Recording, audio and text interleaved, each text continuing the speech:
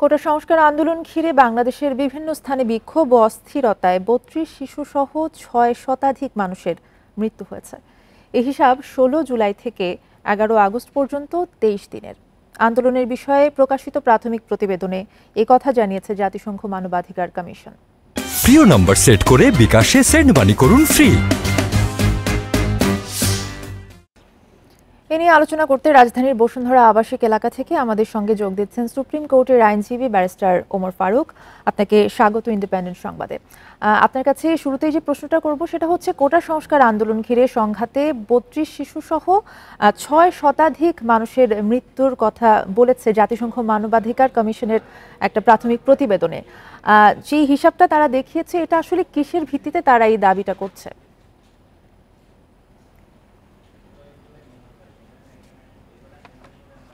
ধন্যবাদ আপনাকে এবং যারা শুনছেন, যারা দেখছেন।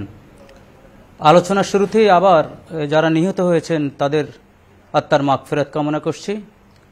যারা আহত হয়ে আজকে সারা বাংলাদেশের আনাচে কানাচে আজকে কাতরাচ্ছেন, তাদের জন্য সহমর্মিতা এবং তাদের এই যন্ত্রণা মুক্তির জন্য দোয়া করছি। যেই সংখ্যাটা জাতিসংঘ দিয়েছে এর চেয়ে অনেক বেশি। আমাদের স্বরাষ্ট্র মন্ত্রণালয় থেকেও, আমি যদি ভুল না করে থাকি, দু একদিন আগেও বলেছে ১,০০০-এর উপরে। আর আমরা তো জাতিসংঘের যে রিপোর্টটা দালিলিক আকারে এসছে, এটিতে আমরা অনেক লজ্জিত। আমরা ৫৩ বছরে আমাদের স্বাধীনতার এই ধরনের রিপোর্ট দালিলিক আকারে ইউনাইটেড নেশনসের হিউম্যান রাইটস দপ্তরে থাকবে এবং সেটা নিয়ে তাদের প্রধান মিস্টার ভলকার কথা বলবেন। সারা বিশ্বেও আমাদেরকে জানলো একটি অসভ্য রাষ্ট্র এবং জঙ্গলি রাষ্ট্র। আপনার প্রশ্নের উত্তরে বলি, ১,০০০-এর উপরে এবং চোখ হারানো, অঙ্গ হারানো, বিভিন্নভাবে তারা পঙ্গুত্ব বরণকারীর সংখ্যা আরও অনেক বেশি। আমি হয়তো সংখ্যা বলবো না, ভুল হইতে পারে, কম বেশি হইতে পারে, তবে ১০,০০০-এর কম হবে না। এটি অত্যন্ত দুঃখজনক, উদ্বেগের। জাতিসংঘ উদ্বেগের কথা বলেছে, আমি বলছি আমাদের জন্য অত্যন্ত লজ্জার। অবশ্যই আমরা জানি যে অসংখ্য মানুষ এখনো চিকিৎসাধীন রয়েছেন এবং মৃত্যুর সংখ্যাটা তো এটা নিয়ে আসলে আমরা অনেক পরিষ্কার যে আসলে অসংখ্য মানুষের মৃত্যু ঘটেছে, কিন্তু মানবাধিকার লঙ্ঘন, গ্রেফতার এবং নির্যাতনের সত্যতাও পেয়েছে সংস্থাটি। তারা বলছে তাদেরই তদন্তের গুরুত্ব কিভাবে দেখছেন এবং ঠিক কি পদ্ধতিতেই তদন্ত চালাচ্ছে?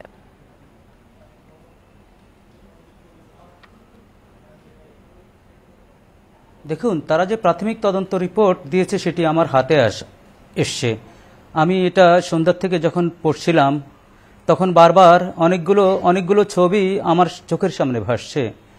যে আবু সাইদের কথা আপনি বলেন, যে সে হাত উঠিয়ে বুক বাড়িয়ে দিয়েছে এই বিশ্বাসে যে আমাকে কেন গুলি করবে, আমি তো নিরস্ত্র, আমি তো কজ নিয়ে রাস্তায় নেমেছি, কিন্তু তাকে হত্যা করা হলো। যে মুগ্ধ ছেলেটার হাসি এখনো আমরা কেউ ভুলতে পারিনি, তাকে হত্যা করা হলো। যে আহত ছেলেটিকে টেনে আরেকজন নিয়ে যাচ্ছে, তাকে শুট করা হলো।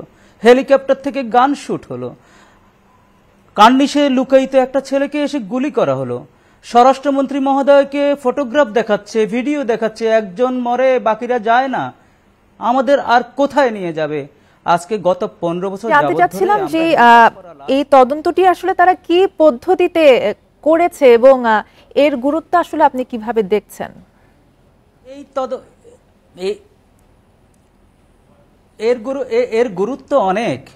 গুরুত্ব অনেক। তারা বিভিন্ন সময়ে বিভিন্ন রাষ্ট্রে তদন্ত পরিচালনা করে। আপনার মনে থাকার কথা, ইসরায়েলে যখন শিশু হত্যা হয় ৪-৫ বছর আগে, সেখানেও তদন্ত করেছে এই জাতিসংঘ এবং বাংলাদেশের একজনও সেই তদন্ত কমিশনের মেম্বার ছিল, ব্যারিস্টার সারা হোসেন, আমি যদি ভুল না করে থাকি। এটার গুরুত্ব অত্যন্ত গুরুত্ব বহন করে এটি, কারণ এটি আন্তর্জাতিক মানদণ্ডে ওরা ফেলে ইম্পার্শিয়াল লোক দিয়ে তদন্ত করবে এবং এই তদন্তে যে এভিডেন্সগুলো নেবে তারা, সেই এভিডেন্সগুলো একদমই তরতাজা আমাদের কাছে, আপনাদের কাছে, মিডিয়ার কাছে, মানুষের কাছে।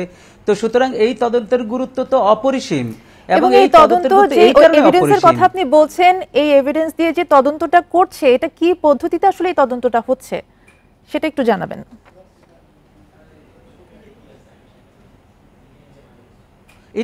এটি তো এই যে হিউম্যান রাইটসের যে ফ্রেমওয়ার্ক, এটার ভিতর থেকেই হচ্ছে।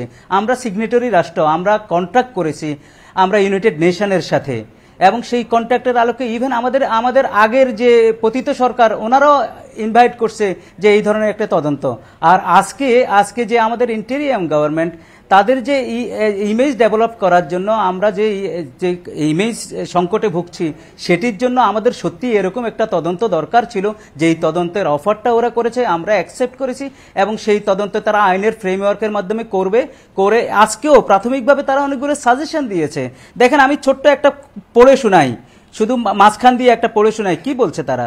Refrain from deploying border guards and rapid action battalions to any protest or other public order management tasks, and initiate a comprehensive review of these forces, their functions, command, control and accountability mechanism and operational doctrines. দেখেন, অনেকগুলো আছে। আমি পড়ার সুযোগ থাকলে, আমি জানি না সময় যদি থাকে আরো 2-3টা আমি ইম্পর্টেন্ট পড়তে পারি।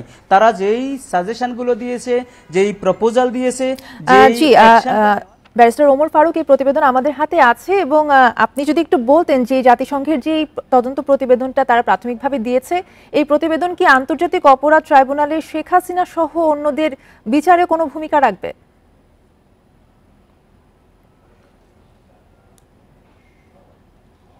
অবশ্যই বিচারে ভূমিকা রাখবে। আপনি এত অল্প সময়ের ভিতর 1000 লোকের প্রাণহানি, নিরস্ত্র মানুষ, এবং শিশু থেকে শুরু করে আপনার বৃদ্ধ পর্যন্ত সবচেয়ে বড় যে লেথাল উইপেন ব্যবহার করেছে সেটি নিষিদ্ধ, ইভেন ওয়ারেও নিষিদ্ধ। সেটি শুধু পুলিশের হাতে ছিল না, পাবলিকের হাতে ছিল।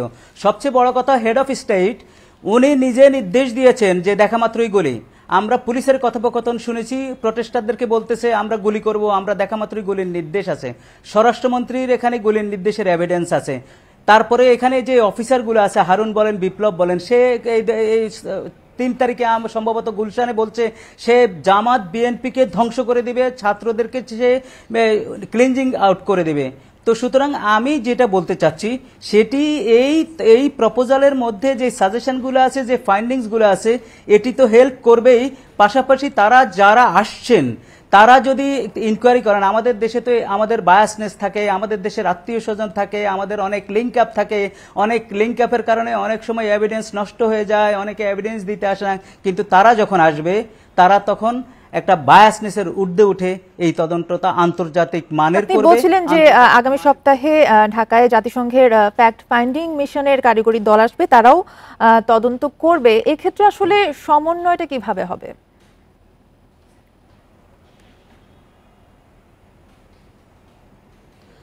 এই ক্ষেত্রে সমন্বয় তো হবেই। আমাদের দেশেও তো আমাদের যে ট্রাইব্যুনাল আছে, আমাদের যে প্রসিকিউশন আছে, আমাদের যে আইন মন্ত্রণালয় আছে, ডেফিনেটলি তারা সমন্বয় করেই করবে, এবং সমন্বয়ের তো ঘাটতি হবে না।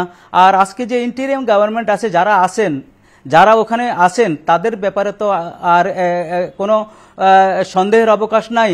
তারা তো জেন্টলম্যান, তারা তো এই বাংলাদেশের জন্য, বাংলাদেশের উন্নয়নের জন্য দীর্ঘদিন ধরে কথা বলে আসছেন।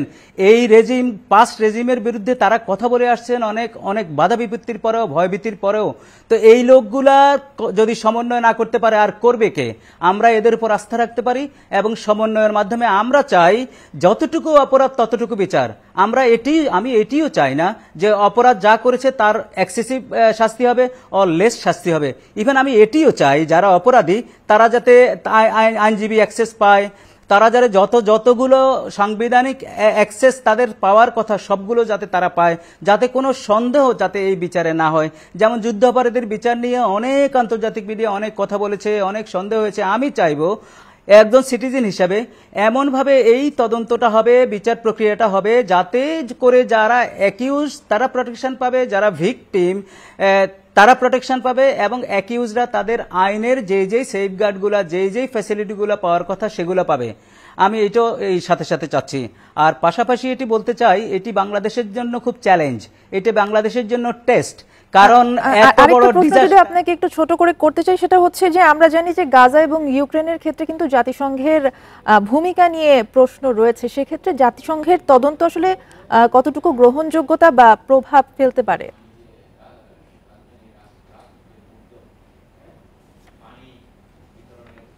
দেখুন, নেতানিয়াহুকে কিন্তু ইন্টারন্যাশনাল কোর্ট কিন্তু ক্রিমিনাল হিসেবে সাব্যস্ত করে একটা জাজমেন্ট হয়েছে। সে পৃথিবীর অনেক দেশে যেতে পারে না, ইভেন ইংল্যান্ডও যেতে পারে না।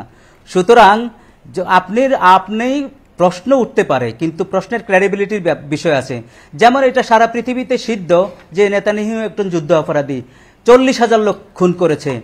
এই 40,000 লোক খুনের দায়ে সারা পৃথিবীতে সে একজন ঘৃণিত ব্যক্তি। ঠিক তেমনি ভাবে অবশ্যই আপনার আজকে বক্তব্য বাংলাদেশে পরিষ্কার। আপনাকে অনেক ধন্যবাদ আমাদের সাথে যুক্ত হওয়ার জন্য।